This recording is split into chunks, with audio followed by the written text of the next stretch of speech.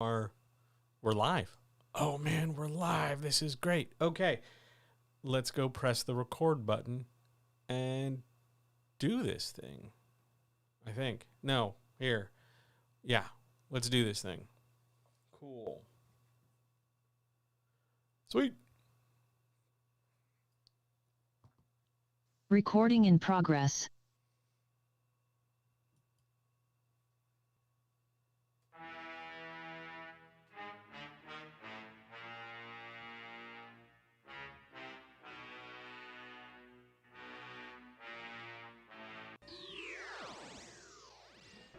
It's a trap!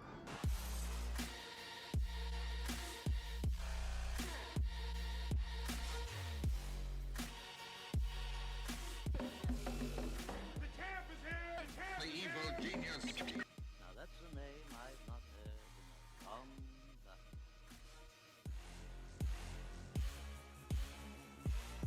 I have not begun to project my anger onto you.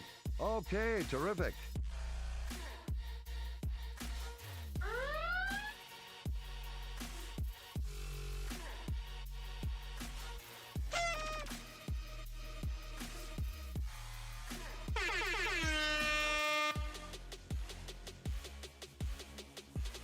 Flawless victory.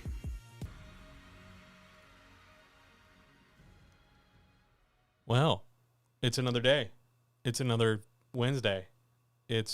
Wow. It has been a day, hasn't it? I hope you're doing well. I hope if you are hearing this, watching this, wherever you might be watching it, that you and yours are well. I hope you've made some good art today. And I hope to spend the next 2 hours with you now helping you make better art. And ladies and gentlemen, guys, gals, non-binary pals, writers, makers, doers, creators, dancers, sex workers, soap enthusiasts, people who enjoy shopping for loofahs, anyone who knows what a Frito pie is, anybody who knows where to get the really long earbuds that you see in TV, anybody who's ever had to fight with multiple different streaming platforms all at once, anybody who's ever plugged something in and genuinely wondered if it's not going to work, the assorted rabble of people who generally tend to watch these things at very odd hours and then send me messages more to the effect of, dude, it was awesome, but it's like 3 o'clock in the morning my time, so who knows if I'm around. And most importantly, the comrades.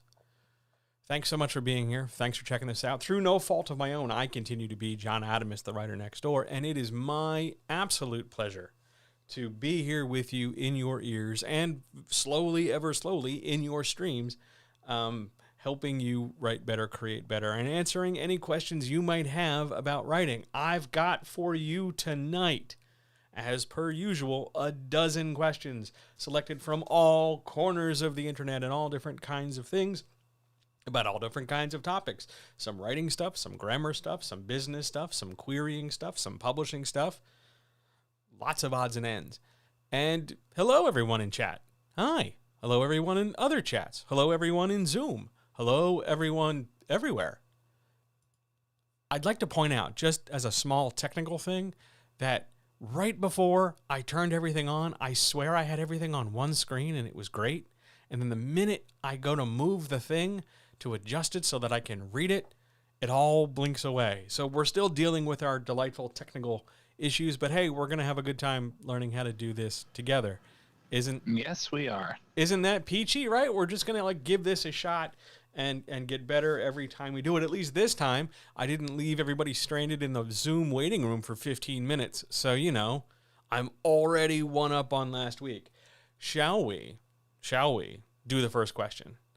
Now, I've also tried putting the questions in a different order into this thing. Oh my God, there it is. It's 100% improvement all the way around. I'm excited. This just, you guys are all nice and well and good, and I love you all, and thanks so much for being here, but I'm mostly proud of myself right now for getting this to work, because although this is my favorite way to spend my parts of my week, this is one of the most stressful ways I spend a part of my week. And that's why I'm so thankful we have questions like this. John, what is the best way to start developing an idea for a story to see if it's going to be an okay book? Okay, lots of different versions of this question exist in the world.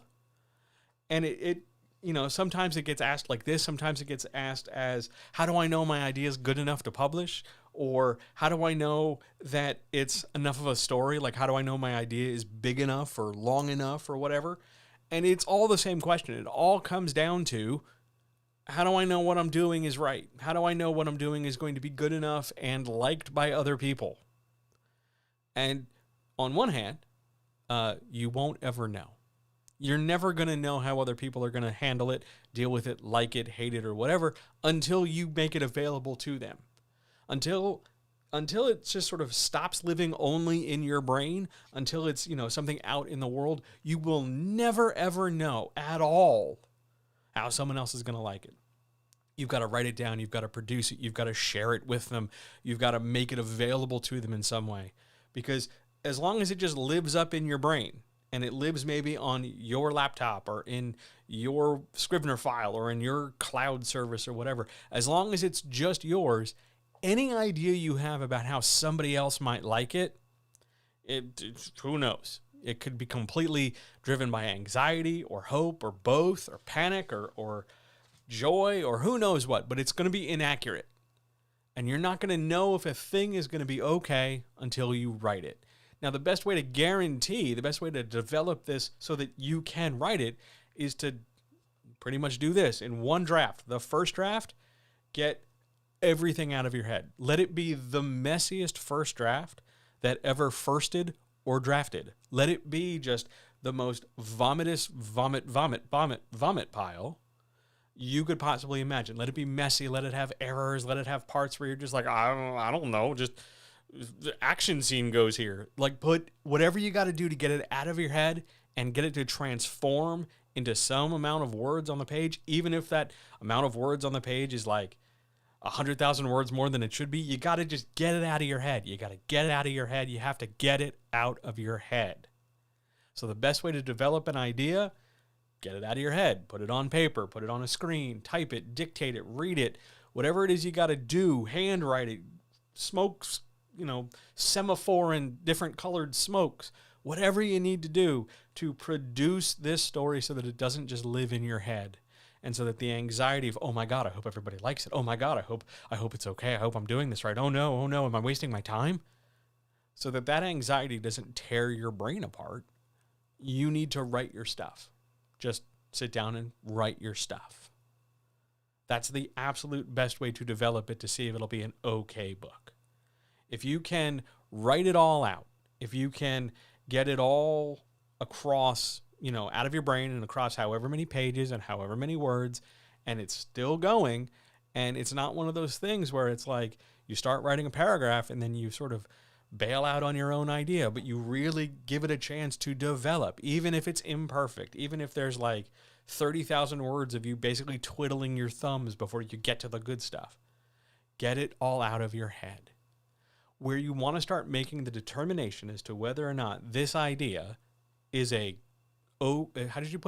okay book, is after the first draft. If you can write it as a first draft and finish it, you're probably well on your way to it being at least an okay book.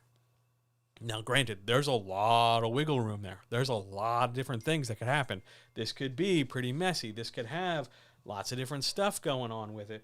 But on the whole, for the most part, if you can get it out of your head onto the page as a first draft, even a bad first draft, whatever, don't judge your first draft, just create it. And you're able to start it, develop it, and finish it, you are well on the way to making it an okay book. Everything that comes thereafter, the revisions, the second draft, more revisions, the third draft, some critiques from other people, a professional editor, whatever route you choose to go with whatever it is you're doing, it's all predicated on it first transmogrifying from a thought in your brain to that first draft and then building on it from there.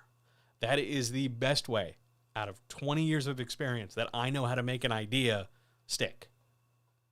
Give it a try. I know you can do it. Give it a try, and we'll see what's up. I think you can do it. I think it's going to work out for you. I got a good feeling. Thank you so much for your question. Hello, more viewers. I wasn't ignoring you. I was in the middle of a thing. So it's nice to see all of you. Hello. thanks for coming back. Thanks for being here if it's your first time. By the way, Zoom, say hi to Twitch. Twitch, say hi to Zoom. YouTube, say hi to Zoom and Twitch. And vice versa. Everybody hangs out. Everybody gets to know each other. Look, we're growing a community. Isn't that awesome? I'm pretty pleased about that. Shall we move now, though, to the second question? Now, here's the other side. Here, we had that first question of, get this out into a first draft. What do I do? Now, here comes the other side. What should I look for in a third draft to know if I'm wasting my time or not? Now, I have to tell you, when I got this question on Thursday of last week, right after the last chat, I kind of sat here with it for a minute because I wasn't sure which of the two parts I really wanted to focus on. There's the part about wasting your time and the part about it being a third draft. Now, I want to make it really clear. Third drafts are not automatically wastes of time. Third drafts are just third drafts. They're not second drafts. They're not fourth drafts. They're third drafts. That's fine. Wasting your time, that really doesn't speak so much to it being a third draft so much as it talks about you having an expectation. Maybe that's an expectation of how long it's supposed to take to do a thing. Maybe it's an expectation of how you expected a certain number of drafts to be, the amount of stuff you needed to do to be done. Maybe it's an idea that it's, if it's taking you this long, you must not be good at it, so don't do it, so you're wasting your time. Maybe you're talking about how long it takes you to write a draft at all.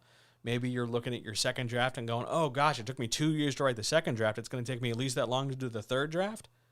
No. First of all, let's solve that.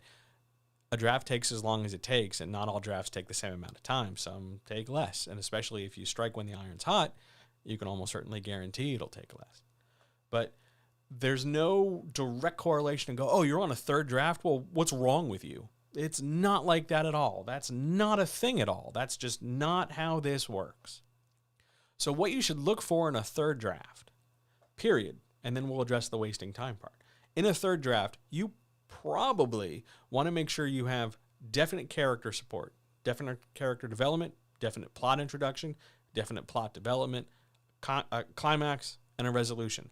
A lot of this stuff is stuff I talked about on Monday when we broke down a story together, but you want to make sure by the time you get to the third draft, you've hit the basics.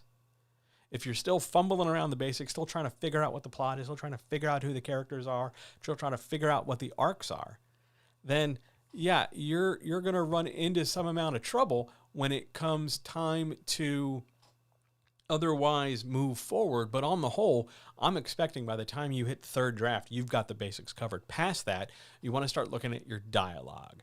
You want to start looking at how the characters say the thing you're saying, making sure it sounds like people. Even if the characters themselves are not humans, the reader's a human, and you want to make sure the dialogue comes across to them in a way they can understand.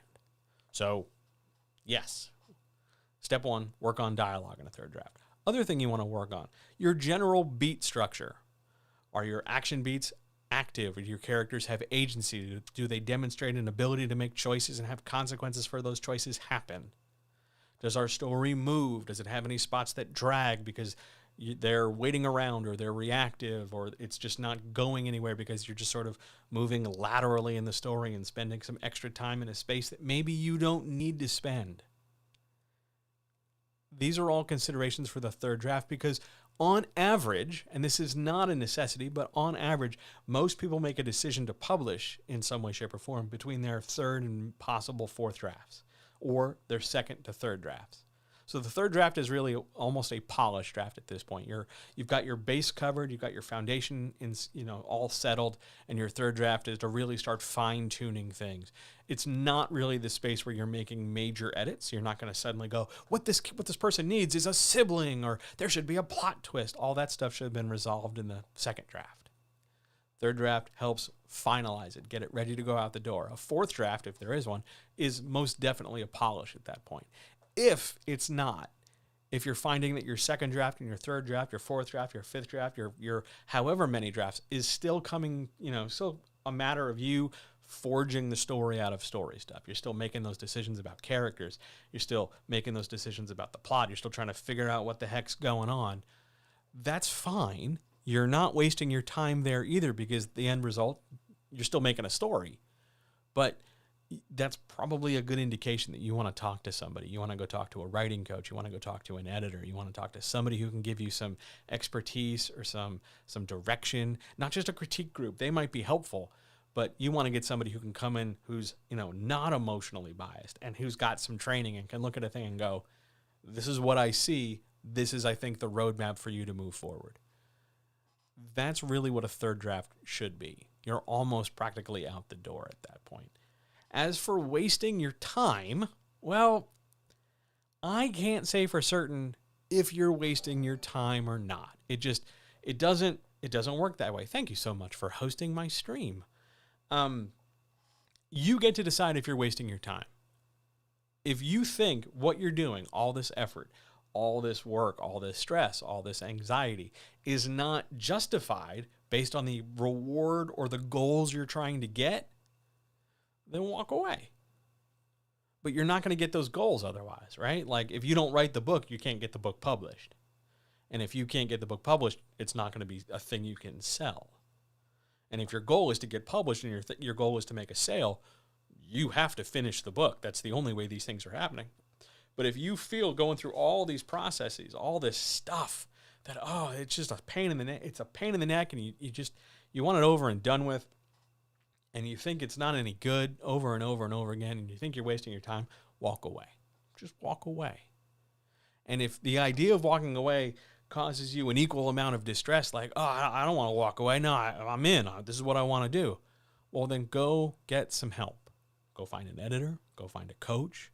Buddy up with somebody who's got more skill, some more training, and see if you can put your heads together and come up with something that's going to help mobilize you, something that's going to help educate you, something that's going to help move you and hold you accountable. And that might even be like a class. That might even be like a course you take or a webinar you listen to, or who knows what. But find something to give yourself a little bit more structure and a little bit more organization and a little bit more motivation. And I think that will dispel this notion that you're wasting your time because you're doing stuff, because stuff is being accomplished, because you're moving towards your goal. Just because you're not at your goal yet doesn't mean you've wasted your time. Sometimes goals are just very far away and we have to do a lot to get there. That's not an uncommon thing to deal with. Thank you for your question. By the way, if you're ever just curious off the top of your head, you are not ever just blanket wasting your time. Creating art, even if it's art only for you, even if it's art that only you see, it's all for you, and it's not waste because you're bringing art into the world. Even if nobody sees it, even if nobody knows it, you know it, and that's certainly very, very worthwhile. Great question. On to question 3. This is a bit technical, which is fine. We take all questions here. Question 3. What's the difference between a procedural and just regular advancement of plot? All right. There are some terms here we got to understand. A procedural is a specific kind of story while also being a specific kind of plot pacing structure. Generally, a procedural, in quotes, is a type of story. Usually you see this in you see this in Law and Order. You see this in any show, any boomer adjacent show that promotes propaganda. A procedural is solving a mystery. That's the most common element in solving anything. It's just a mystery, and you proceed through that mystery in the course of finding out the crime, developing the clues, finding suspects, eliminating suspects, unmasking the actual perpetrator, criminal, killer, bank robber, whatever. That's the steps in a procedural. Procedural, not in quotes and not with an article, just called procedural advancement of plot, is where there's a very standard measure to your plot. It's very much, one after the other, and it's a pattern of things, meaning you have, I'm going to make numbers up because these numbers are entirely up to you, the author. But you start building a pattern. So you have 3 beats or 3 scenes or 3 concepts where you have, we find 3 clues and then a body. And then we find 3 possible suspects, and then there's an action scene. And then we have 3 possible whatevers, and there's something else. And your procedural is called a 3 procedural because it takes 3, and then you move on to a next thing. Some people do a 2 procedural. Some people do a 10 procedural. It's fine. It's just okay. What that's going to do is draw attention to the fact that it's multiple pieces before we move the story forward. It's creating a little staircase if you're going to picture it visually. We start at a point, and then we go 1, 2, 3, and then we go up a stair, 1, 2, 3, up a stair, 1, 2, 3, and so on until we reach the top, until we reach the end of our story.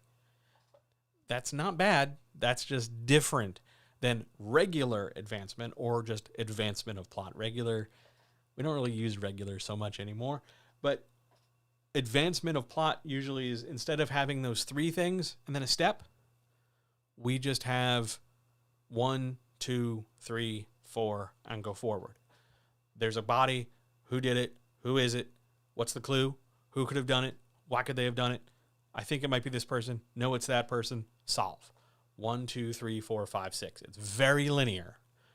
Advancement is 99.99999% of the time linear. Procedural is still linear, but it's spaced out more.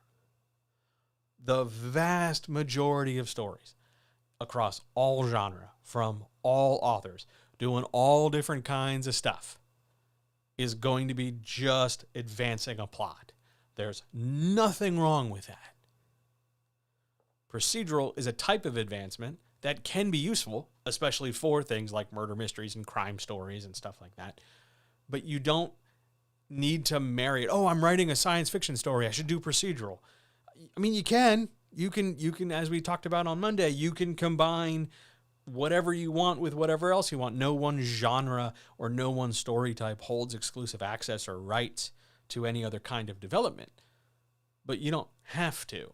And the vast majority of stories are just linear, regular, plain old, straightforward advancement of plot. 1, 2, 3, 4, 5, 6, end.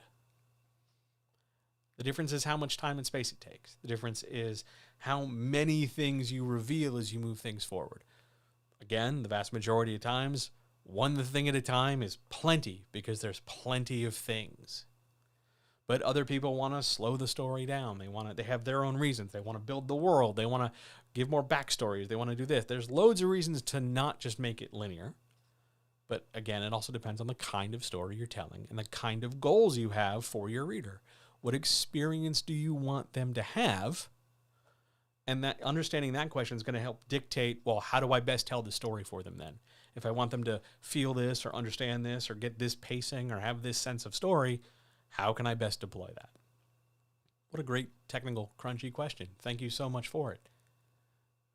Let's pause for a second. Does anybody in any of the chats, of which I know there are now 3 I'm juggling, so if I'm a little slow, forgive me. Does anybody have any questions anywhere? Zoom, Twitch, YouTube.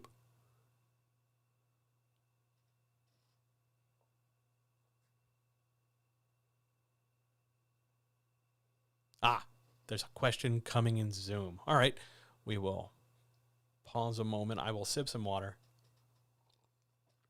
I made this terrible mistake. I had a really salty dinner, so you're going to get me chugging water for the next hour and a half because I don't know why. I put extra. It's a whole thing. I was in a rush.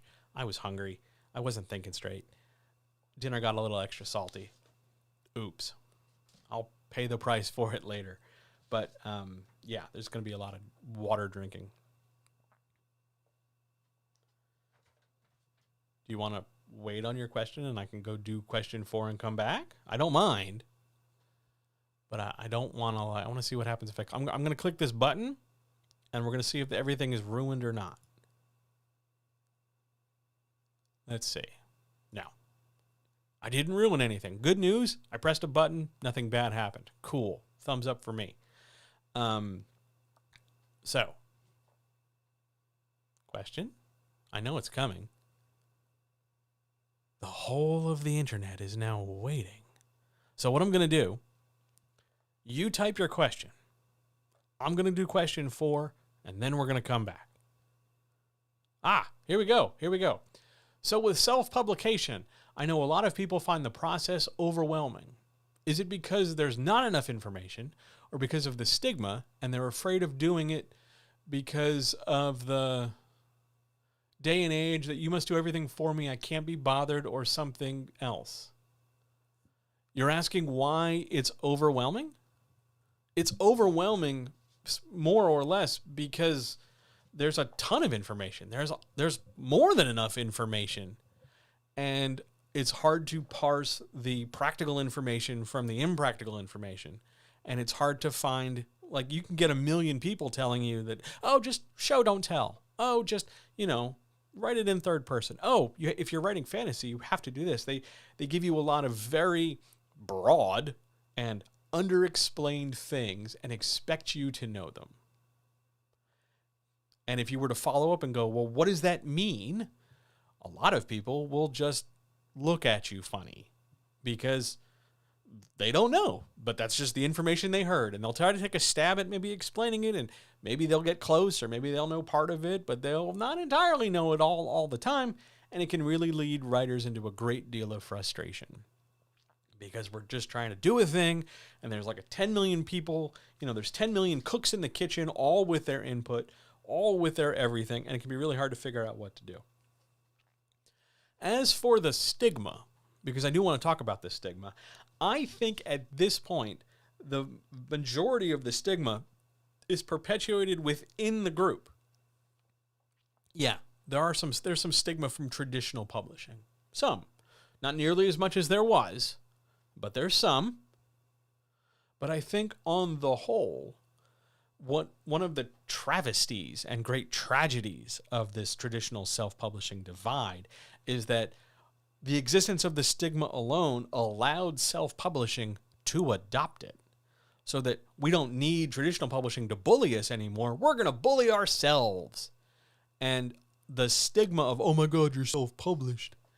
A lot of that problem comes from the fact that within self-publishing, there's not enough consistency and quality control. Some people go out of their way to make higher quality product. Other people want to just churn and burn, get it out as quick as possible. And then there's a million shades and degrees in between. And then the stigma that it's automatically not good enough because it's self-publishing, even though if you were, in a lot of cases, to line up a traditionally published book and a self-published book side by side, assuming the majority of things were equal. Like, obviously, if you pick a hardcover and a paperback, you can tell the difference. But like, if we get two books of relatively the same manufacturer, it can be hard for people to tell the two apart. And in some cases, the better printing process can be found in self-publishing because you can spend more money for it. So I think the stigma, on one hand, it has been adopted by the self-publishing crowd, thus saving the traditional crowd from having to, push us into our locker and take away our lunch money. The stigma can be completely fought against because it's dumb. It's just dumb. It's a dumb stigma. If you're making a book, make it the best you can. Make it the best you can. Who cares about everybody else? You just make the book you want the best way you can. Now that means you're going to have to spend some money. Self-publishing is self-publishing. So you're going to have to do the stuff like get it edited, get a cover, get it printed, distribute it if you're doing physical copies. If you're doing digital work, you still need it edited, you still need a cover. So there's still work for you to do, and you're still going to have a marketing thing and still do some budgeting and get the word out in one other way, shape, or form.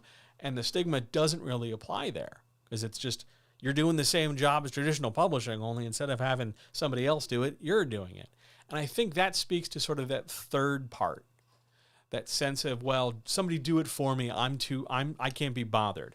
And I think that exists in some crowds. I think there are some pockets of self-publishing where, whether through arrogance or cheapness or boredom or looking for self-sabotage, they are trying to find reasons to not move the process forward. They're looking for reasons not to do things.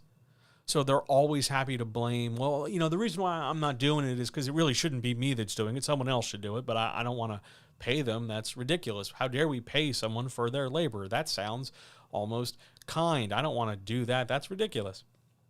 So that's, I think, part of it.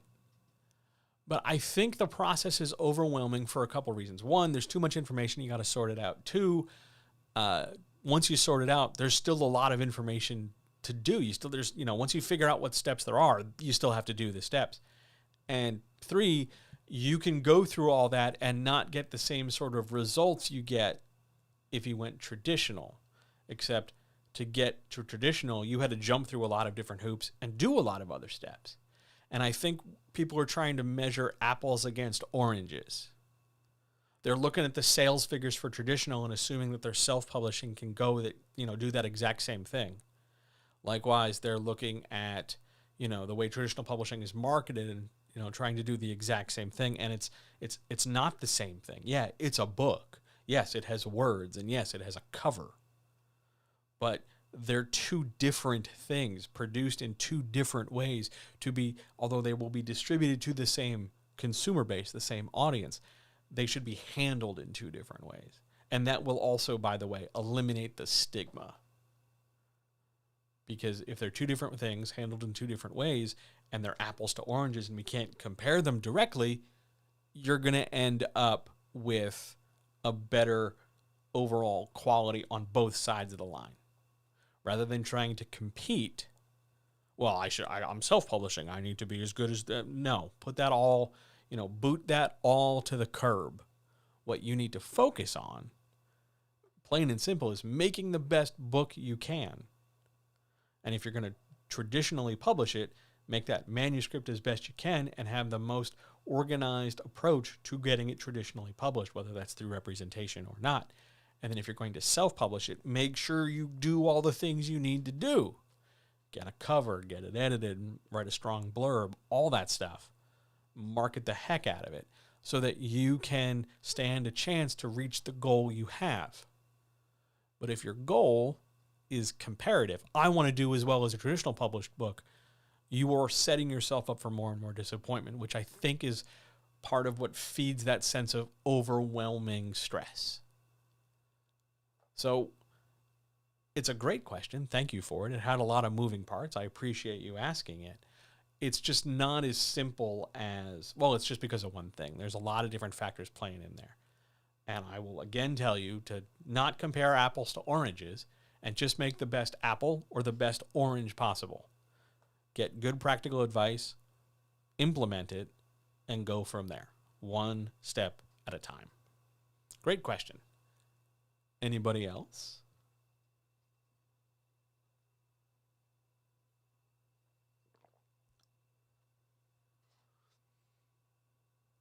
All right. On we go then to question 4, which is over here. John, okay, so here we go. Here's part of that. We were talking about information, right? And the really broad stuff that you can find out. What can you tell me about writing what you know? You hear, if you jump around social media, the hashtag writing community, anywhere, somebody somewhere is going to talk about you got to write what you know. And this gets interpreted usually in one of two ways. One, it is taken straight up literally. If you are, I'll make up a profession. If you're a nurse, you need to write a story about nursing because you know nursing. Or if you're a student, you write a story with school in it. Or if you're a bricklayer, you write a story with bricklayers. You very literally translate your knowledge into the story. Now, that's not wrong. That's not bad. That's okay. You can do that. But that is not the sole function of the phrase, writing what you know, or you have to write what you know. Because you know more than this task you perform, presumably for pay or for existence in a capitalist neoliberal society bent on destroying you. So when we talk about writing what you know, it's also maybe easier to say you also have to write what you feel. Because you live. You have an existence on this planet. It might not be the most glorious existence. It might have pockets that really absolutely suck. But you have experience. You know what it's like to, be in this kind of situation or feel this feeling or, deal with this or worry about that. Those are all things you know. You know what it's like to be worried whether or not somebody likes you. You know what it's like to worry that maybe somebody's going to, eat the last thing in the fridge. You know what it's like to worry if you got the job or if somebody's going to say yes to a thing you ask. Those are all things you know. And you can relate your experience of that tension, of that question, of that uncertainty, of that anger, of that sadness, of that happiness, of that want, of that loss, of that whatever. You can put your own words to it. You can relate that to people. It might take, a little bit of thought. It might take a little bit of time, but it is entirely doable for you to translate your experience in whatever way, shape, or form about whatever kind of experience it is. You can, relay that to other people through the medium of language. That's what communication is. Now, you're just going to do it with slightly more bells and whistles because most of the time, for a lot of people, especially a lot of people who watch me regularly or listen to the stuff I produce, you're writing fiction. So you're slightly embellishing what you know and what you feel by inserting other characters or creating made-up situations and people. And that's fine. That's totally fine too. But it comes down to you have to be able to put your stuff into words, which means you need to spend some time thinking, how would I express this? How do I feel about this? Here's the situation. This person likes me. This person doesn't like me. I wish this person would recognize me. I wish my boss would, stop taking credit for my work. I wish I had more money. I wish I was a baller. I wish I was a little bit taller. I wish it was raining. Whatever it might be, you have this feeling and you have this idea that you can express. How do you make somebody else feel that in that moment? How do you make somebody else feel sad like that or thirsty like that or horny like that or angry like that or whatever like that? Like, how do you relate that? Whatever words you choose, whatever phrasing you create, whatever ideas you develop, you are not only delivering this other person who doesn't know you or who might know you but not know this particular facet of you. You're not just delivering your experience as a nurse or a bricklayer or a student or whatever. You're also relaying your view of the world beyond just your job. This is how I, insert your name here, I see the world. This is how I feel about injustice on some way, shape, or form. This is how I feel about, the idea of rude neighbors or something. Whatever it might be. Write what you know is not limited by, really hard boundaries. It's not just, what's your job? You're only allowed to write that because that's your job. Or you are this particular person of this particular identity. You can only write in that space. You can branch out. Granted, you don't want to step on somebody else when you do it. You don't want to ablate someone else's view of things. And you don't want to assume total knowledge of everybody, including the members of groups and communities of which you are not a part. But you still can relay a fundamental human experience through your words, through your stories.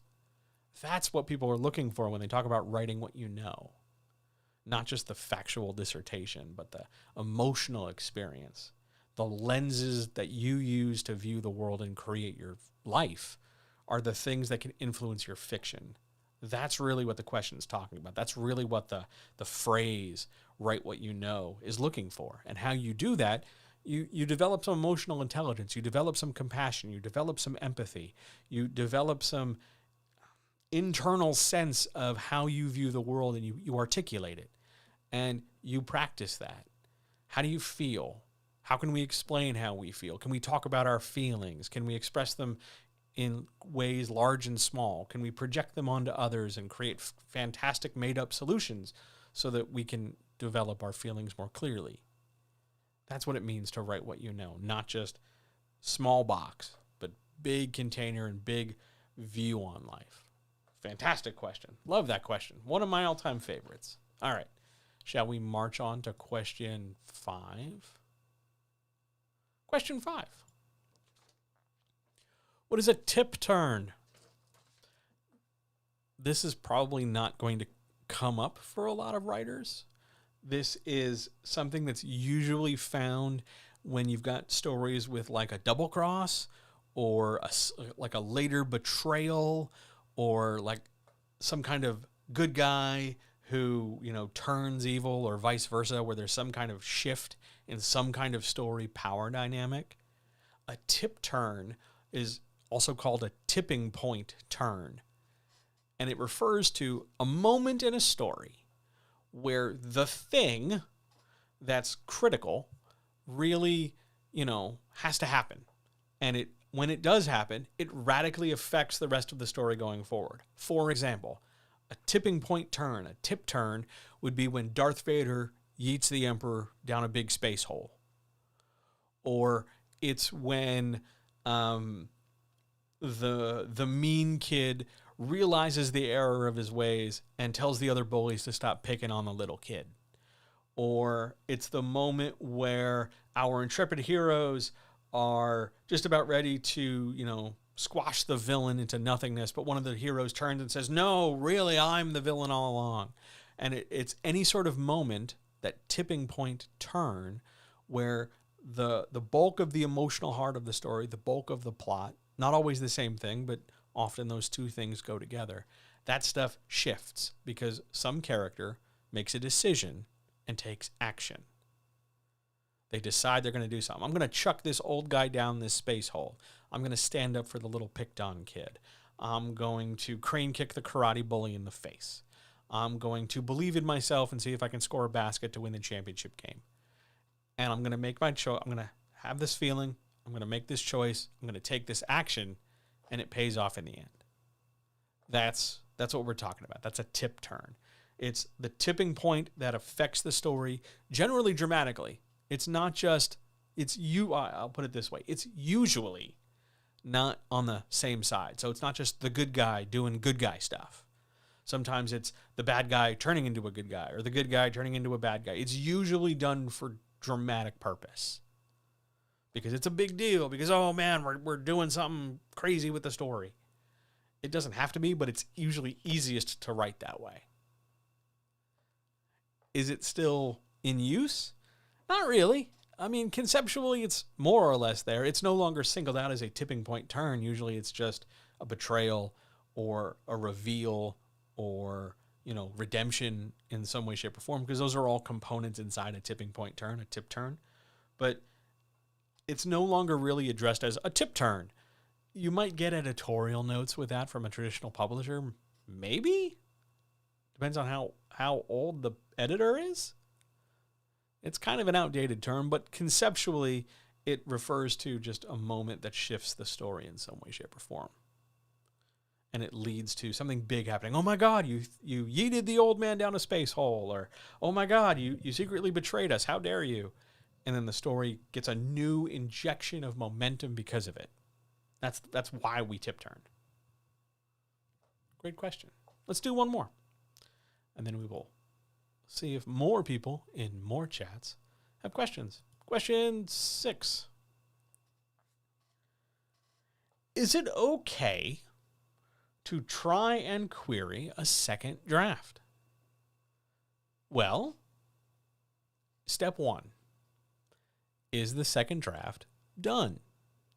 Whatever number draft you're on, if you're going to query it, yeah, you could even query a first draft. I don't recommend it, but there are people in this world who, you know, decide, I wrote a draft, it's done, we're good, we're going forward.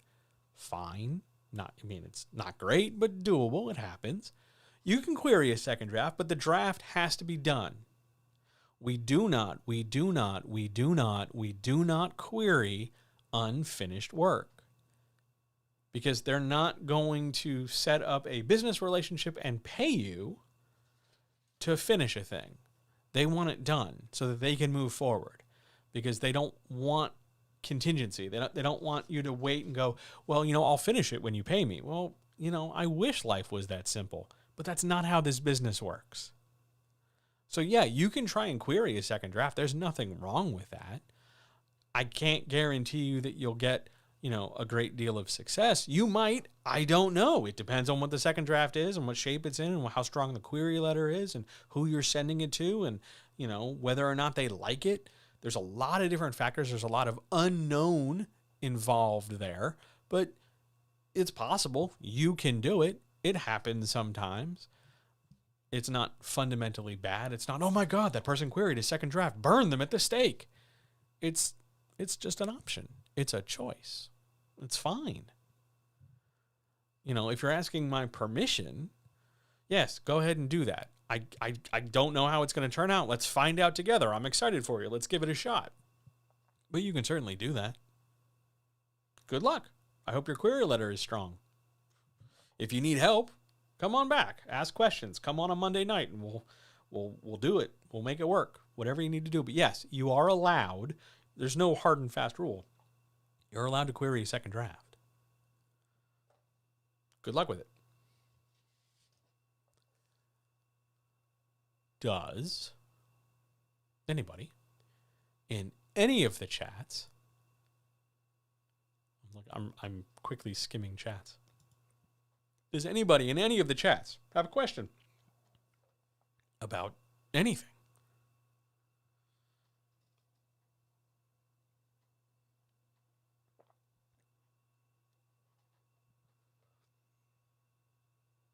No, the bring noise before when my stream was getting hosted is not the Law and Order chung chung.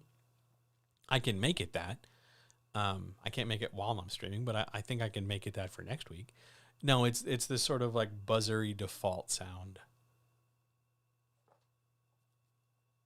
I'm pretty sure I can change it. I know I can change the graphic that loads with it. I will experiment just for you. How's that sound? Anybody questions about any writing? I mean, I'll even tell you what I had for dinner at this point. Like, any questions at all? Else, we will move on to question 7.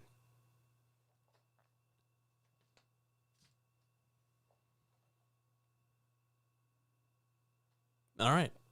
On we go to 7.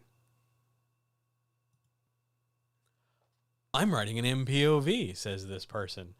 That's multiple point of view. We'll talk about it. I'm writing an MPOV. How do I introduce the second and third POVs without it being really jarring? Okay, let's define our terms because perhaps you're new and some of this jargon is throwing you. An MPOV is a story where you have multiple points of view, meaning you are following multiple characters, generally a chapter at a time, across a very big story. This stuff is super common in stuff like fantasy. You could make an argument that a romance novel where you're alternating between, one person and another person, back and forth, is also MPOV because there's more than one point of view. You'd be right. But the idea here is that you have many characters with many points of view and you're jumping all around. And the question is, how do I bring up the second and third or however many other people without it being really jarring? Because, yeah, if we're following one character and all of a sudden we turn the page to the next chapter and, we're in this other person doing this other stuff, it's going to be jarring. Whether that's second and third, fourth, fifth, sixth, seventh, 23rd and 25th, doesn't matter. The minute we start jumping around, it's going to be jarring. One of the best ways you can reduce the jarringness, is that a word? Let's call that a word. One of the best ways you can reduce the jarring nature of jumping around is to make sure that when you switch from one person to the next, you've ended or tied off that person's point of view to a sufficient degree where we can sort of leave them on pause for a second. Whether they've concluded their actions and basically, they're done for the minute, or they're, in the middle of an action scene getting dangled over the edge of the cliff. They're not really going anywhere, but we can hold them in that position of tension. We can hold them there in the who knows what's going to happen of it and then jump away. So you're not catching them in the middle of them taking an action. You're in the moment, you're pausing the moment you're with person A to go to person B or person C or D or however many people for however many things. You can just do that. you can reduce, as long as you're not, sloppily alternating. Because one of the things that happens when you're writing multiple point of view is that people mistake the idea that, well, if this was on TV, if I was watching this on a screen, there'd be cuts. We'd be cutting from this person to this scene to that scene, back and forth and back and forth. So every time I would cut mentally in my mental movie, that must be where I change point of view. And it is not, I want to make this super clear, it is not a one-to-one relationship like that. Just because, yes, visually in film or television, that's where we would have a cut. That's where we would edit. That's where we would splice things together and change up the story. That is not necessarily the exact same space we would do it in text. You want to make sure that your section for your first point of view, your whatever point of view you're on before you jump, that section is tied off. That, if we're leaving it dangling, if we're leaving that person doing something, it's clear that we're doing that for tension. You're dangling off the side of the cliff. You're in the middle of a car chase. You're running from the bad guy. You're catching your breath before the monster attacks you. You're at a suitable moment where we're developing tension or maintaining tension, or the set of actions is done. The character goes to bed hoping to wake up the next day. Following them, if we stuck with them, they'd just be laying there asleep. There's a reason, there's a good opportunity at that moment because we're done with character 1 to move to character 2. And then with character 2, it's the same process. We stick with them until we reach a point where the action and the flow of story naturally makes the most sense to stop and then move to 3. So there are still cuts, there are still edits and jumps to make from one character to the next, but they're always managed in text with the intention of keeping the story clear and readable. That's the really important trick.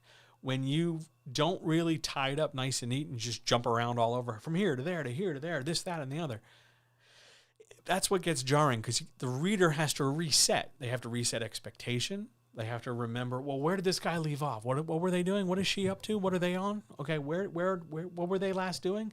Because if you jump around a lot and it's been a while, because let's say we stick with character 1 and then you jump to 2 and then we're with 2 a very long time and then you jump to 3 and then jump back to 1, it's very possible that your reader doesn't entirely remember with 100% perfect clarity what 1 was doing. So rather than make a demand, either unspoken or explicit, that you better remember everything in my story, you want to make sure that you naturally tie off one point of view before moving to the next. Or if you're going to hold it, you're holding it for a reason that helps create tension or helps keep the reader reading. Because nothing is worse than a reader getting lost or a reader losing that sense of connection with the story or the reader not really caring. Once you start, once the reader starts to disconnect and start to kind of go, I don't really care, the first thing they're going to do is skip ahead. They're going to skip through the stuff they don't like to get back to the stuff they do like. And if it's very hard to do that, for whatever reason, let's say you've decided you're not going to switch at chapter breaks, you're just going to switch randomly mid-text, the reader will skim until they find sections they recognize or they care about based on names or something. But for the most part, once they're starting to skip and skim, they're practically 1 foot out the door with your work. So we want to try to avoid that as much as possible. And the best way to avoid that, smooth out when you transition from one point of view to the next. Great, excellent, fantastic question. Let's move on to question 8. A business question. John, is there a not awkward way to ask people to leave a review of my book? Yeah. Yes. There is, in fact, a very not awkward way to ask people to leave a review of your book. Are you ready? I'm going to give it to you straight. I'm going to just tell you verbatim. Here we go. Hi, thanks so much for buying my book. I really appreciate it. Would you mind leaving a review, please? Done. That's it. You don't want to dance around it. You don't want to drag it out. You don't want to make it weird. The not awkward, I mean, the awkward part might be not so much awkward as it is embarrassing, as if you've got some kind of concern that somebody's going to think less of you for asking for a review, as if, oh, well, you know, they already did me enough favors, John. They bought the book. Yeah, I know they bought the book. We're all happy they bought the book. That's fantastic. But getting them to leave a review helps you go forward. It helps you algorithmically. It helps you confidence-wise. It just helps. Reviews help sell more books. So what you want to do is spread that encouragement to the reader. I really, thanks so much for buying this book. I really hope you enjoy it. Would you mind, so that other people can also enjoy the book as much as I believe you will, would you mind leaving a review when you're done? You can do that right here. It's not awkward. You're not threatening anybody. You're not shaking any fist at anybody. Oh, damn it, leave me a review or else. Nothing like that at all. Nothing like that at all. You're just asking, hey, can you do this? It's not awkward. It's part of the process. It's what needs to happen. Now, I can't guarantee that because of this entreaty, it's because of you asking that they're going to leave a review. Everybody's got their own free will to make their choices that they want. And for a vast majority of people, the awkwardness is in, well, what do I say? What do I do? Oh man, I'll leave a review, sure, but all of a sudden now they're on the spot. So what you might want to do is preempt that. Okay, yeah, just leave a review, just, a couple stars on Amazon, 5 stars, and, this book was good. That can be enough. If you don't have the opportunity to sort of walk somebody through a sample review, and granted, you don't want to give them a script or anything, that's going to get you in trouble with the algorithm. All hail the algorithm. But you want to make it a non-threatening process. And they can say whatever they want. They can leave whatever review you want. You're going to be appreciative either way. But if you're clear and direct in asking, it's not going to be awkward. And if you do it enough times, and this doesn't even have to be limited to the people who immediately bought the book. You have a newsletter? Great. People bought that book ages ago? Fantastic. Just ask them. If you enjoyed the book, if you didn't enjoy the book, if you own the book, what I would really love is a review. Every review helps. Let's share what's good. Let's work through what's bad. Just be honest about it. Some people will, some people won't, but that's just the roll of the dice. That's just what we risk. But it doesn't have to be awkward. You can be enthusiastic about it, and your enthusiasm will steer a little bit to help cover that sense of awkwardness. Good business question. Shall we march on to question 9? Question 9. Last week, meaning last Wednesday, you talked about critique groups. I did talk about critique groups. Oof. How do I start one? Well, oh boy. I'm going to get a mouthful of water first. So you want to start a critique group. All right. Let's be really clear. Let's be really super clear as to what a critique group is and what a critique group isn't. And then we're going to figure out if you still want to start one.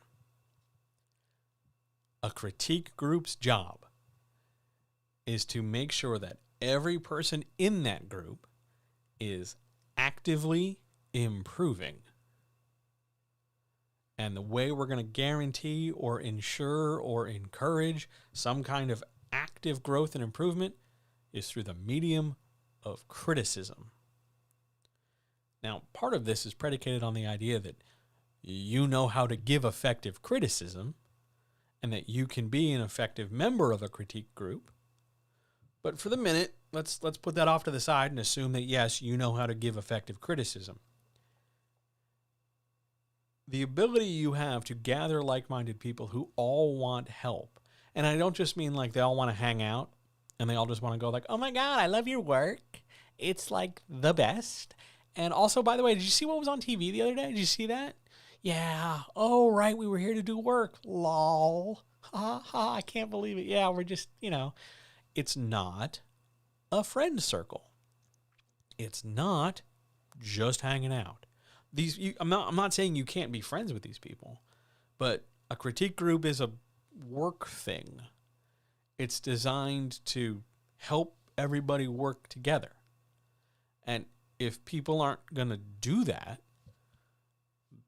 you don't need them in the group, because the function here is for everybody to get better, not just get marketed, not just have multiple people retweet their tweets, not just have somebody go, gosh, I really like your stuff, and, pat you on the head and give you a cookie, but to fundamentally help each other become better writers through accountability, through perseverance, through growth and instruction. So, yes, you're going to need to learn how to deliver effective criticism and not just say, it was good, I liked it. I mean, that's nice. That's great. It's delightful. But that is so very much the shallow end of this ocean. You want to be able to talk about things like plot and character and pacing and tone and voice and all those story structure things that we talk about with all the other questions, and all the stuff you may have gotten from your editors, and all the stuff you may have gotten from your, agent at some point if you were, traditionally published or represented. Like, it's more heavy duty. It's more rigorous than just, oh my God, I like your work. It's like the best.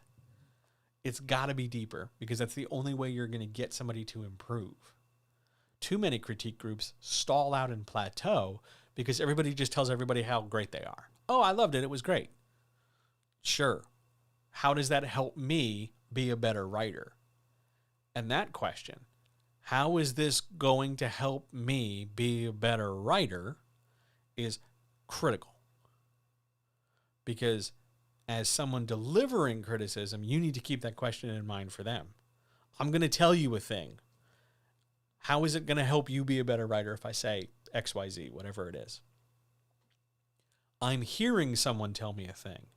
How is it going to help me be a better writer listening to it? So there's some mutual aid going on here, comrade. This is really good, but it can't just settle for, it was nice, I liked it. Yeah, it was good. I don't know. I don't really have anything to say. You should always have something to say. Always. Always, always, always. Even if it's positive. Man, I really like how you paced out chapter 4. I was very much engaged for, page 1 to page 10 or whatever. There's always something to say. Whether or not you want to take that to the compliment sandwich or any of the, feedback guides, roses and thorns, something like that. That's fine. It's okay. You can do that. It all accomplishes the same goal of what's going to help the person listening become a better writer, and what am I going to say to help me be a better critiquer so everybody benefits. But you have to know all those things going in, because that should be what everybody in the group agrees to. Because how you start one, you gather like-minded people. They might not all be at the same sort of point or position in their writing journey. Some people might be nearer published. Some people might be published already. Other people might not be published at all.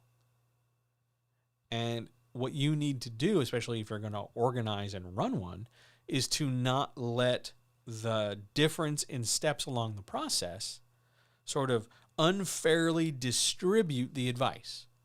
You don't only want to listen to the published people for publishing advice, because their story criticism, it's nice that they're published, but they might be lousy at talking to you about how to improve your dialogue.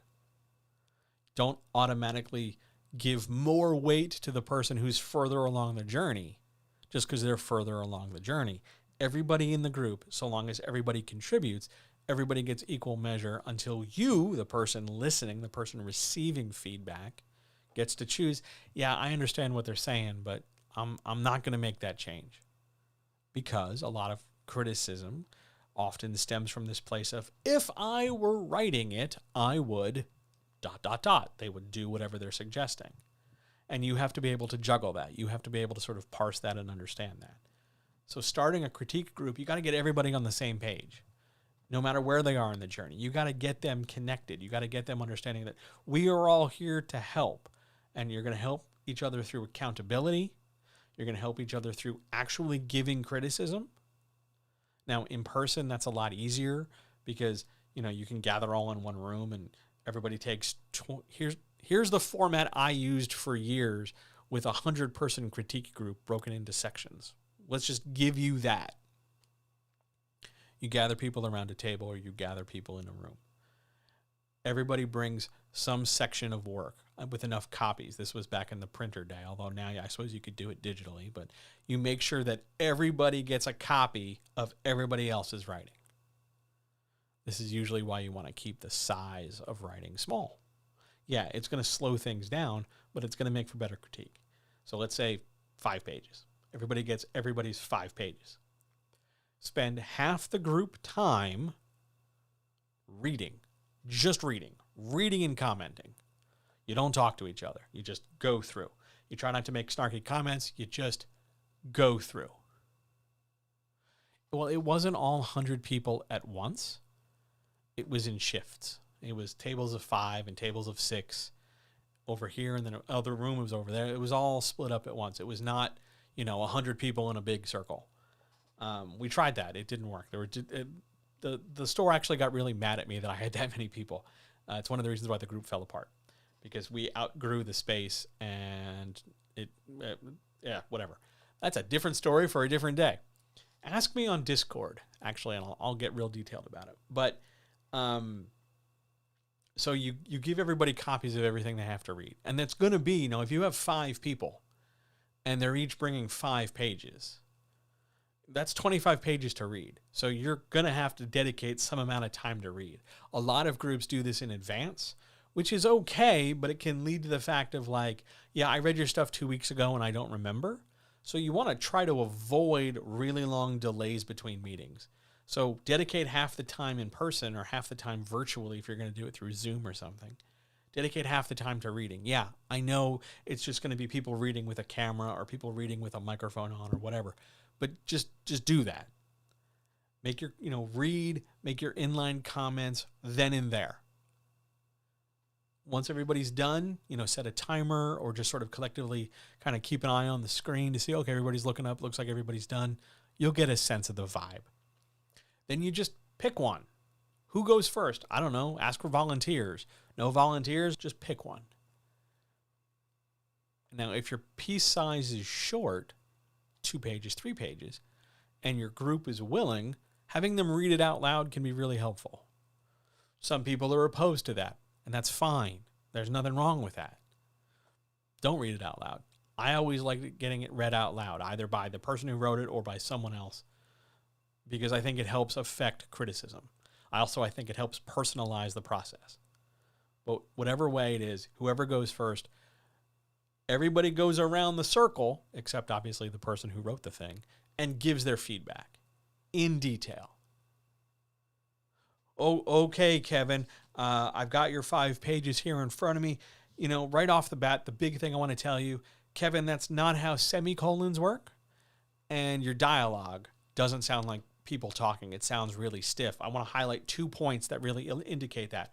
Over here on page 1, you've got this sentence. Yeah, that's not how people sound. I think what you're trying to say is this instead of that. But also then 2 pages in, you say the same sort of thing again. Much of the same thing applies. It's got to be more effective. It's got to sound more like people. And I've left you other comments as well about just word choice and structure. Overall, I think it's a good piece and it's getting better. But I think where you want to go with the next go through is with dialogue. And you just make your point and you walk through it. Now that's going to take some confidence on your part to, really sit there and have some sense of I really believe what I'm saying about the critique, about semicolons and dialogue for Kevin here. If you're in chat and you're named Kevin, I'm not calling you out. Most of my examples are going to be Kevin's and Bob's and Alice's. If you want to suggest other names, suggest them in chat. But the thing here you want to do is have some confidence in how you're delivering what you're delivering. not a lot of sense of like, well, kinda, I think maybe, well, don't know. This is a critique group. Everybody's here to get help. You can be wrong and still deliver your critique with confidence. I don't know, Kev. This chapter just did not work for me. It just felt all over the place. I don't know what was up with the sesame seeds or whatever. And even if 4 other people in the group are like, oh no, I love this chapter, Kev, this thing was awesome, you get to be the one who didn't like it, and that's fine. Not everybody has to get along. As long as everybody is, relatively kind in how they're dispensing information, it's going to be okay. And then we just move on.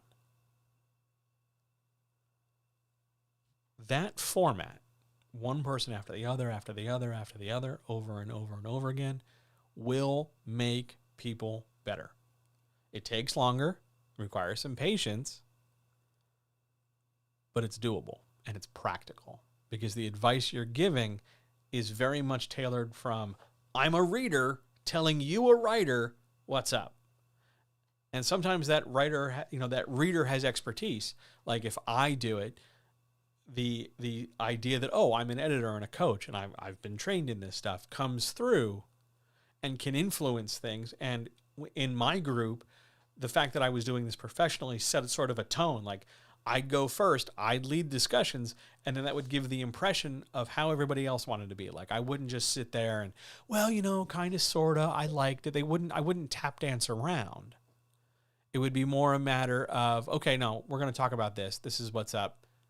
And then the next person would feel, okay, so I know they would know what to do. And they'd follow my example and move forward. That's how you set up a group. Grab a few like-minded friends, agree on some pretty simple structure, meet regularly. If it's important to you, you will make time for it. Meet regularly. Once a month, okay. Honestly, I'd like to see twice a month. And if they don't make it, they don't make it. And if you don't make it 3 times, you're out. Like, this is supposed to be serious. This is supposed to be a thing. And I understand that everybody has jobs and kids and families and responsibilities. So they'll make do when they can. But you want to build a pretty solid core who shows up over and over and over again. Much like this chat. I'm not always talking to the same number of people. But there are people who show up again and again and again. And even if I'm just talking to myself, I'm always doing the same thing. It helps reinforce everything. It helps create community. It helps create continuity.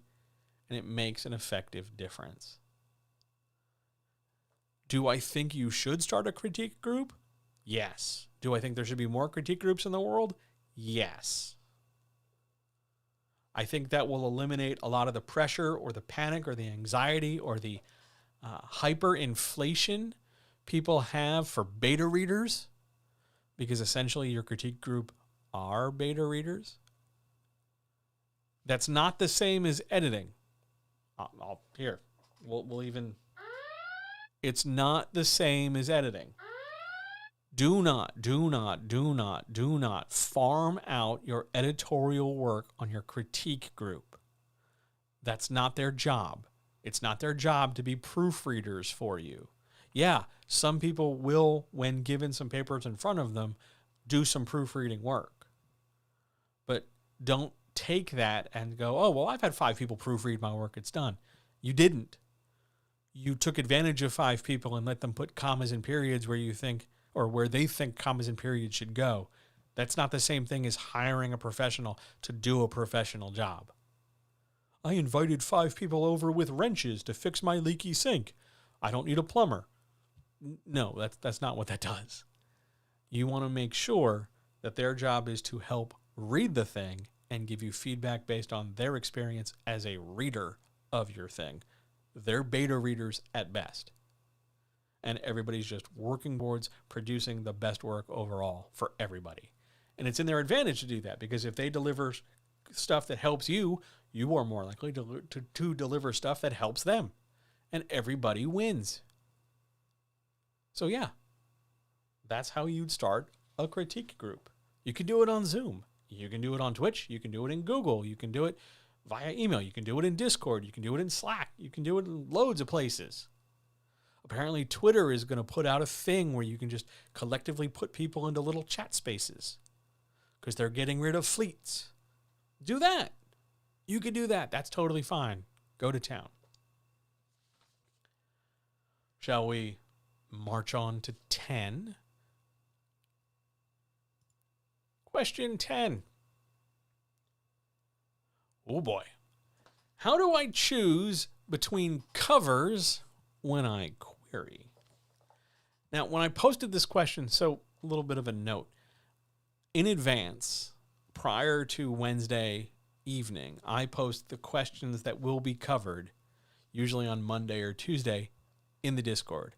If you want to join the Discord, the best thing you can do is join the Patreon, because the Patreon will give you access to the Discord. That Patreon is patreon.com/JohnHelpsYouCreate. $2 a month gets you access to the Discord. You can jump right in, see the questions in advance. When I posted this question, the majority of people were very much surprised, I think, as to what the hell I was trying to say with this question. And there's two parts here. There's two very important things to talk about with this question. And they're this. Oh, yes, thank you. You can use the Patreon command in Twitch chat, and you'll get the link. Because I fixed it today. Go me. All right, so here are the two important parts for question 10. If you are querying, it doesn't matter what your cover is. Do not query with your cover. If you have a cover and the book is presumably polished, done, and ready, you don't need to query. If you want to query a book and you have a cover, let's assume the publisher says yes to the query, then down the road, not immediately right away, but down the road, you have the opportunity to suggest to them that you already have a cover in mind. If you go into this setup with a cover, and let's say you mention that you have a cover in your query, they are going to be less likely to say yes to the query, because generally, if you're querying a book, you don't have a cover in mind, and the publisher can go to their own artists or their own relationships and develop a cover. One of the other things here is that you're talking about choosing between covers, which tells me you have more than one. I'm not sure why you have more than one cover. Maybe you've designed them yourself. I don't know. But you have more than one. First of all, querying and covers are two different things. And generally, if you're going to query, the vast majority of the time, they don't care about your cover. They'll want to do one on their own. Count on that. That way, when you bring your own cover up in discussion, it can be a thing. It can be a financial relief. But don't slap your cover as an image into your email when you're sending your query. It's not going to go well at all. And the fact that you have more than one cover, I think might bother me more than the fact that you're querying with a cover. Because if you have more than one cover, why isn't the book already out?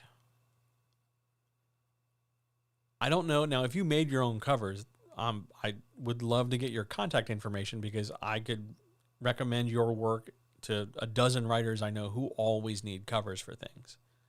But if you have more than one cover, you want to choose the cover that evokes and demonstrates some content or themes from the book the best. And if you're pretty sure that both covers, however many covers you got, are all doing that, just pick one. There is no perfect cover. Some covers are better than others based on what you're trying to say or do, or how readable they are, or how well they scale so that when you make them a thumbnail digitally, it's still pretty legible or whatever. But on the whole, you don't need multiple covers. You don't. And if you're querying, put the cover down and just query the book. And then later, when somebody says yes, and you're working out sort of the terms of like, well, you're going to edit this and it's going to go to this date, that, and the other. That after you've queried, after you've said yes, after you've signed the paperwork, after you've started to communicate with the representation or the publisher directly or whatever, that's where you bring up you have the cover. Because if you come charging in, it's not going to go well. It's just not going to go well. But choose the cover if you're going to do this yourself. And honestly, I would probably, if you have multiple covers, I'm wondering why you're querying. And if you've already got multiple covers, why not just get the thing edited and get it out the door? If you're about to tell me, if you're listening to this and you're about to tell me, but querying makes it real. Querying is, I want it in bookstores. Okay, but you've made this process harder on yourself. Because if you've already got the cover, and presumably the book's in pretty good shape, it's a much shorter route to self-publish than it would be to traditionally publish at that point. Something to think about. I know when I work with traditional publishers and the writer brings in their own cover, there are often discussions of, well, it's nice, it saves us some money, we don't have to pay an artist, but if that cover is bad, and sometimes those, you know, I made this myself cover, or I got this cover cheap, or I got this cover with a coupon, or, you know, like, you're going to get what you pay for covers. And if somebody slapped together a cover real fast, and it looks like somebody slapped this cover together real fast, the publisher can just go, yeah, we have an in-house artist, or we have a relationship with somebody, and we let's just, their cover's nice, pat them on the head, give them a cookie, but we're going to go ahead with our own stuff, because ultimately it's the publisher's call. Be very, very careful when it comes to covers. And honestly, it sounds like you're close enough to self-publishing that you should just take the jump, I think. But that's my opinion. I could be wrong. Let's pause here a second so I can chug some more water.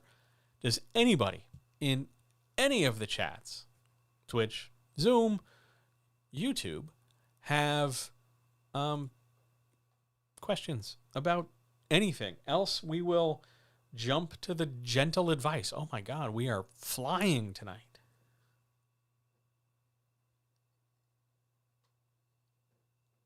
I do want to point out, while you guys are contemplating questions, yes, I see your question. I'll get to it in 1 second. I do want to point out that this is the first night the Writer's Chat is being live streamed to YouTube. Ooh. I'm very excited about this. I don't know if it's going to be any good, but I'm hoping it hasn't crashed. And so far, I haven't gotten any indication that it's crashed. So, awesome. It's working. All right. There's a question in Zoom. Why is there an overprevalence of self-deprecation in author communities? Ooh, I like that question. Well, I'll give you 2 reasons. Again, opinion, but I'll give you 2. 1, not nearly enough writers genuinely believe in themselves enough. They just don't think they're good enough to do it. And they will instead go out of their way. They'll spend the energy they could spend on believing in themselves. They'll spend it on knocking themselves down. Because they don't have enough support structure underneath them and behind them to say, like, no, man, no, lady, no, person. You're good enough. Keep going. Keep kicking ass. They don't have a cheerleader. They don't have enough cheerleaders. They don't have enough self-confidence. They don't have enough externally given confidence. So they turn inward because it's easier to just go, oh, well, it's hard. Look at all this rejection I'm getting. Look at all these problems I'm having. It's hard. I'm not very good at it. I'm doing it now with this chat. Maybe you've noticed. And it just comes from not having support. It just comes from not having enough people going like, yeah, you can do it. Because you should. You should give it a try. But I also think there's another reason. And it's maybe, I don't want to call it insidious, but it is certainly something to think about, especially in large groups, and especially in groups that have a pretty diverse population in terms of identity or gender or socioeconomics. Some people self-deprecate because they don't want to be seen as arrogant, because they don't want to be seen as bossy or bitchy or something like that. They don't want to be seen in a bragging sort of way, so they knock themselves down a peg so that they sink to the average. Now, that's not to say that they're automatically better than you, and that if they didn't knock themselves down a peg, they'd be zooming off to the moon. But I think deprecation also comes from the idea of they want to fit in. And so they don't want to toot their own horn. They don't want to say like, yeah, I kicked ass today. I wrote, 100 words after a week off, or I think I know how to finish my outline, or I'm pretty proud of this query letter I tried, or, I found a cover artist I like, or I spell checked chapter 5 or whatever. They don't want to call attention to their accomplishments out of the idea that someone will reject them in some way, or someone will not celebrate to the same degree, or they won't get the same, they won't get the reception they want. So they don't talk about it so much. They keep it to themselves. They keep it on the down low, or whatever the kids say these days. But I think those two factors, I don't want to rock the boat. I don't want to be seen as, stealing the spotlight or being too big a deal or being arrogant, combined with the idea of I'm just not very good at stuff and nobody pay any attention to me, and I suck and things are bad. Partner those two things together, and that's why you're going to see a lot of self-deprecation. People don't give themselves enough of a chance, and people don't give their community enough chance to really let it be okay and to trust people to rein in or modulate their own sense of celebration. That's why I think deprecation is real positive. And in some communities, especially in communities where disparate people who didn't really find a home elsewhere congregate, or writers who have otherwise struggled to sort of meet other writers or connect in some other way, and they're using the internet as a way to sort of build those connections and tethers, deprecation is really common because for a lot of people it's a coping strategy. For a lot of people it's a mechanism to help them connect with the world. I don't think very highly of myself. I don't believe in myself enough. Nobody really believes in me. I don't really know what I'm doing. I'm scared. I'm afraid. I just want somebody to tell me it's okay. I just want somebody to be my friend. I just want to do this thing really, really badly, but I don't know the first thing about it, and I'm overwhelmed and freaked out. You're more likely to deprecate. You're more likely to, play a little small and kind of keep to yourself because you've never really been given permission, or you've never really been given encouragement to do otherwise. That's why I think deprecation is a big thing, especially in digital community spaces. What a fantastic question. Thank you so much for that. I really like that. Anybody else? I'm still thinking about that one. That one was really, that's a really good question. Since it's popping in my head, the fix for that, how you do better than that, how you do what you do with that, you just support each other. Tell each other good things, not just specific to the work, although that can really help, but just in general, just see people. Hey, I see how hard you're working. It's really hard. I'm there too. I know how frustrating it can be. I see you. I see how hard you're working. I get that you're tired. I believe in you. Keep going. Don't give up. For a lot of people, that can make all the difference. That can turn them around. There is nothing worse than wanting to be good at a thing and having the feeling that nobody believes in you. One of the most crushing human experiences. Well, as I tell everybody, periodically in chat and everything or online, if you think nobody believes in you, remember that I believe in you. I don't even have to know you to believe in you. I believe in you. You can do it. It might be hard. It might take some skill. It might take some luck. It might take both. You might have to do some work. You might have to break out of some shells. You might have to jump through some hoops. You might have to put on a different shirt. Who knows? But I believe in your ability to succeed to some degree. Maybe to where you want to go. Maybe beyond where you want to go. Maybe not to where you want to go. But I believe in your ability to succeed. I believe in you. Always. Why not? I think you're good enough, and I think you have the ability to get better. I think that's true of everybody. Some people have to do more work than others for loads of reasons, but hey, I believe in people. I think that's a good antidote for deprecation. I think too many people get real negative about it. You know, they spot it and they stamp on it. They call attention to it, and that just doubles down. I think the easiest thing in the world to do is just go, yeah, we don't do that here. We don't do that here. We don't do negative here. I'm not saying you ignore it to the sense of toxic positivity, but you appreciate it, you recognize it, and then you validate. But you don't validate the deprecation, you validate the person. I know it's really hard to believe in yourself. I know it can be really frustrating, but I'm telling you, you can succeed. I'm telling you, you can be good enough. I believe in you. I see how hard you're working. You're getting better. I'm seeing the progress you're making. Here, here, here, and here. Or with this, with this, with that. And that's all somebody needs. They just want to be seen. They just want to be seen and they just want to be heard. If you can meet them there, if you can do those things for them, you will change their lives. I think that's the best answer. I think that's the best way to go. It's a great question. I guarantee you it's something I'm going to be thinking about the rest of the day. Anybody else?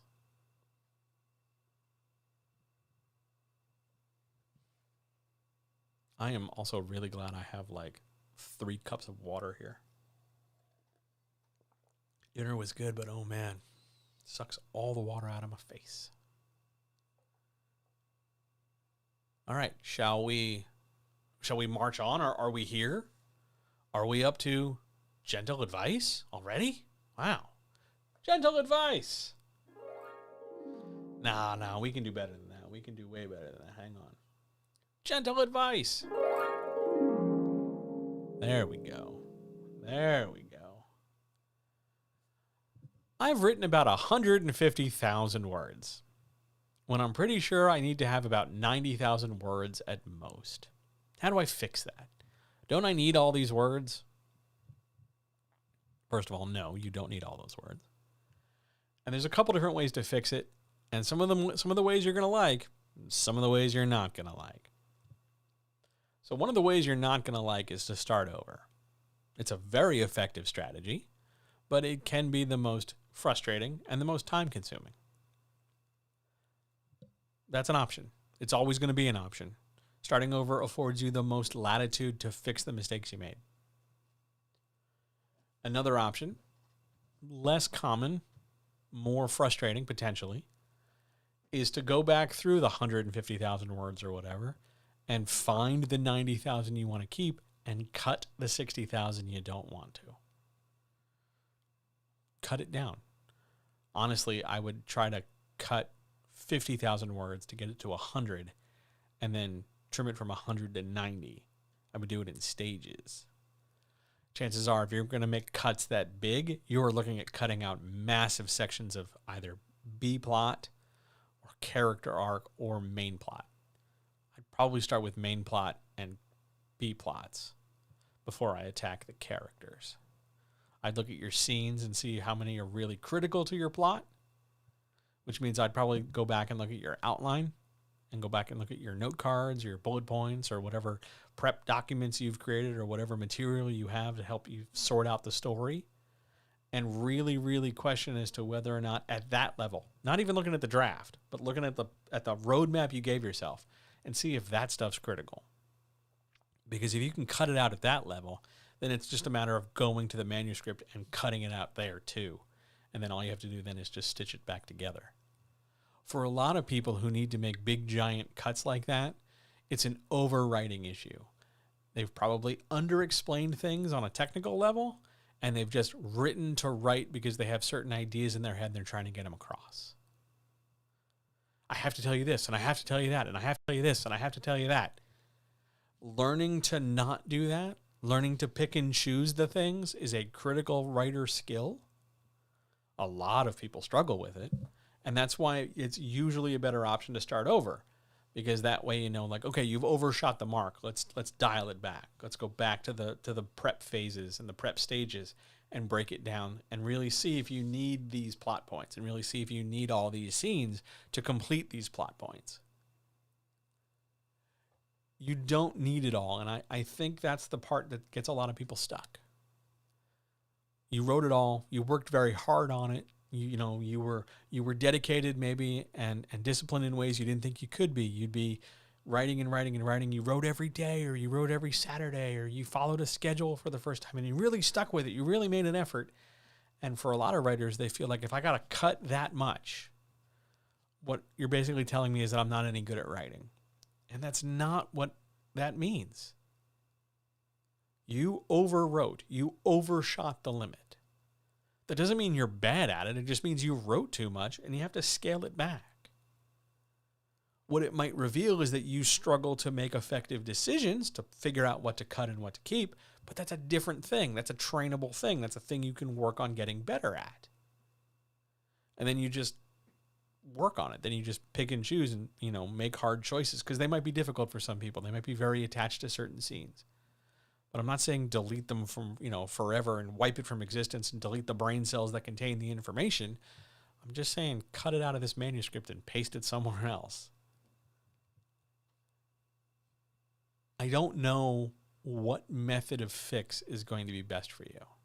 I don't know if it'll be easier for you, person who asked me this question, if it's easier to start with a blank page or if it's worth getting in there, rolling up your sleeves and trying to hack 150 down to 120, down to 100, down to 90.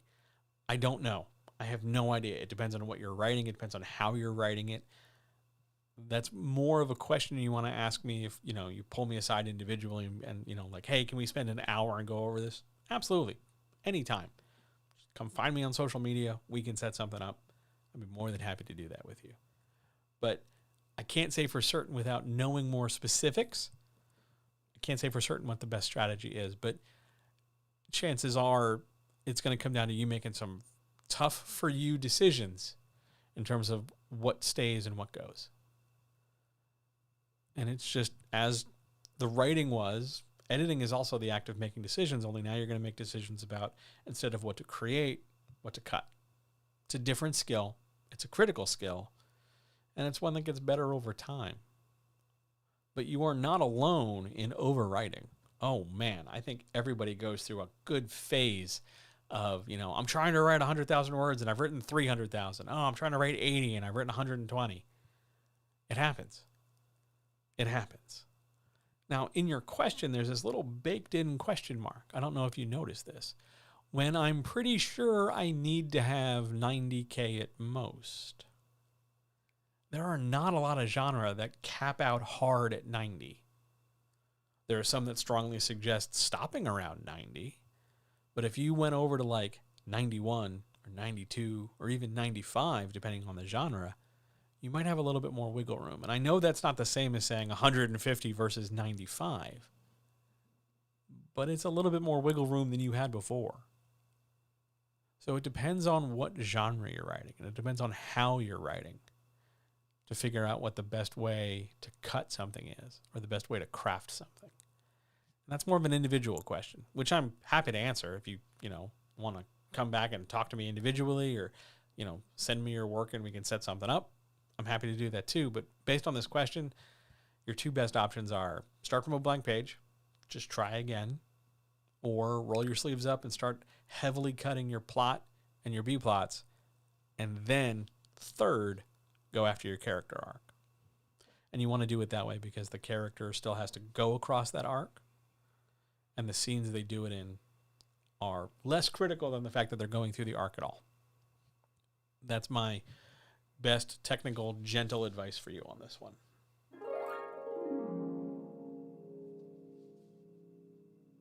Last call for any questions from anybody in chat. Because the next question, at least on my piece of paper here, is my last question of the evening. Twitch, questions? YouTube, I see you. YouTube, hey. Questions?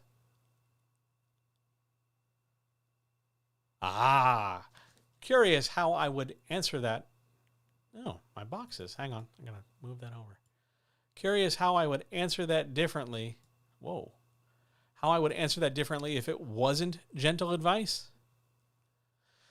Well, I think I would have been a little bit more direct, maybe a little bit more forceful. I'd probably steer a little bit. Because my gut feeling is that, first and foremost, you want to start with a blank page. If you've ever got to cut more than 40%, if you've ever got to cut 40K or more out, you're probably better off with a blank page and building up rather than cutting down. That's probably the biggest difference I would automatically do. Yeah, that's a good question. That's a real good question. But other than that, I'd still give the same answer. Good question. Anybody else? Yeah, anytime. Anybody else as I hover towards? All right. I think we're going to go. Nope, that's the wrong. No, stop it. Oh my God, I've messed it all up. There we go. Still working the bugs out on that one. Don't double click that one next time, future John. Good to know. Gentle advice. I have a lot of author friends who say I don't need an editor. Do I need an editor?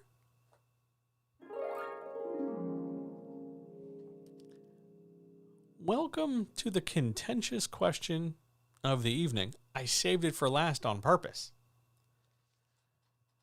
because I'm going to posit a few things to you. One, just let's answer the question right away. Yes, you need an editor. I don't care what somebody on the internet says or what somebody else did. You should get an editor. It will help you be a better writer. Done. I mean, obviously, yes, get a good editor. Don't just farm it off just like, a complete fool. But an editor will help you. Yes, you need an editor. Here comes the contentious part. Your author friends who say you might not need an editor might not be your author friends. They might just be authors who don't want you to get an editor, because if you don't get your work edited, their work looks better by comparison. I bring that up because that sort of cattiness, that kind of politicking, that kind of backhandedness is super common. Welcome to the internet. The important thing here is that what they're saying is that you don't need someone to help you be a better writer, because that's what an editor does. They help you get better. They point out the things you've done wrong. If they're really good at what they do, they point out why you're doing it and how to fix it so you don't do it again later. And you have some people telling you that you don't need that. You don't need somebody pointing out your things and helping you get better at them so you don't make the same mistakes again. What kind of friend would tell you not to improve on your mistakes? Just think about that for a second. Just think about that. My contention is that some of the people telling you you don't need an editor are they themselves someone who doesn't want to get an editor for any number of reasons. The most common reasons are, one, they're really cheap and they don't want to spend the money. And two, they're very sensitive about their work and they don't want their problems exposed because they wouldn't know what to do with it. Barring the fact that even an editor's work can be ignored. They don't like the idea of having somebody tell them what they're doing needs improving or changing. And they're trying to do you a favor, so they'll frame. Do you a favor, you don't need that. No, that's all a scam. You can just use this piece of software. You can just, press F7 on the keyboard. You can just paste it into this bot or whatever. And yeah, you can do those things. And you'll get some sort of response from them. It might, in some ways, be okay. And in some other ways, it might not be okay. As we had talked about with covers, you get what you pay for. And if you want good work done, chances are you're going to pay for it. You need an editor. And I'm saying this not as an editor who needs to figure out how he's going to pay his light bill next month. I'm saying this as somebody who knows that the value of editing is improving work. If you want your work to get better, If you want to get better as a writer, if you want to produce better quality work faster, if you want your work to be free of problems and it gets reflected in reviews, because then instead of pointing out that people write, you're getting 1 and 2 star reviews because your work is hard to follow or poorly formatted, all of that stuff's fixable with an editor. An actual editor who will actually sit down and do the job. You need an editor. I don't really care where you went to school or what you got a degree in or who you are or who you know or who on the internet told you so. You and your work will benefit from getting an outside person to come in with some expertise and tools to improve it. This is the example I always give people. You can sign up for a gym membership and you can use the machines yourself. You can run around the track, you can lift weights, you can do all that stuff. You can, track down your own information yourself. You can watch YouTube videos, you can sign up for newsletters, you can take video courses, you can do all different kinds of stuff yourself. And you can get results and you can be okay, and that's fine. But there are some people and there are some cases where you need help. You need somebody who can stand there and better explain things to you and help you improve your technique and help encourage you and hold you accountable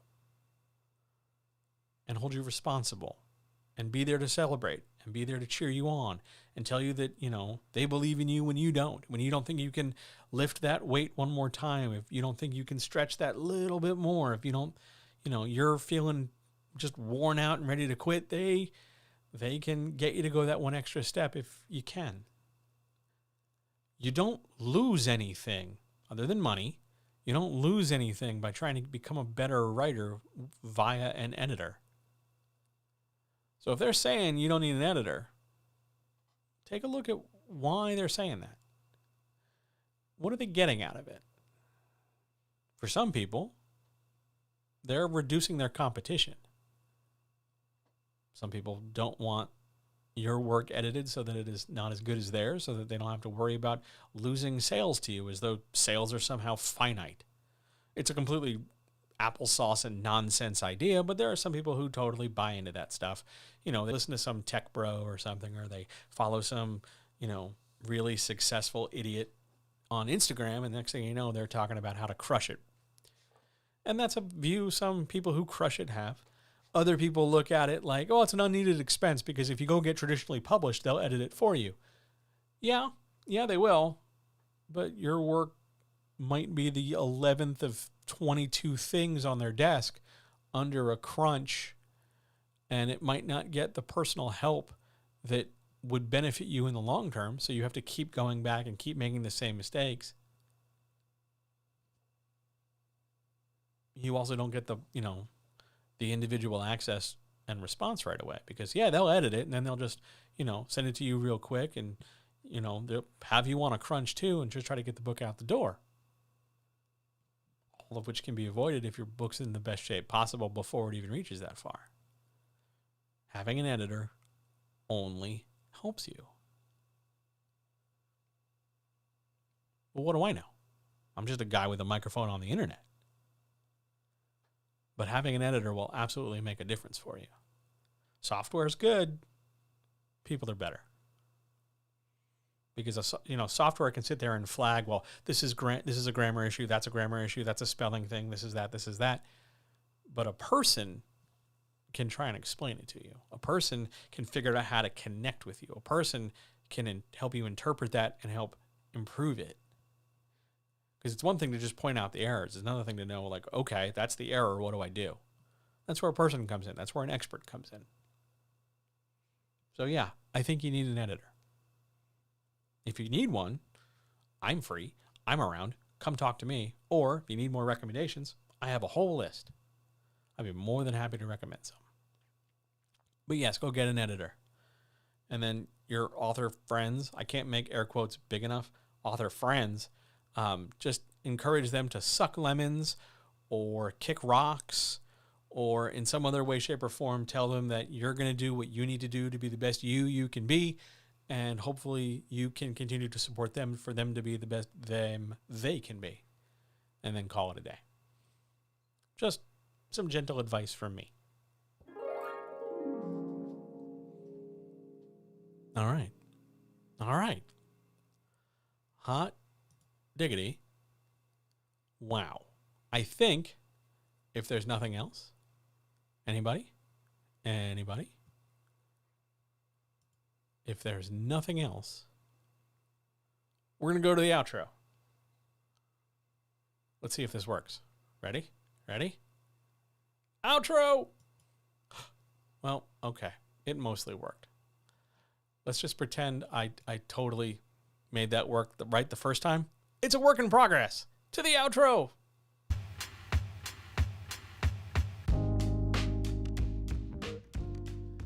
Thank you so much for being here. Thank you so much for checking all this out. I really appreciate it. Thanks for having a good time with me. I hope you had a good time.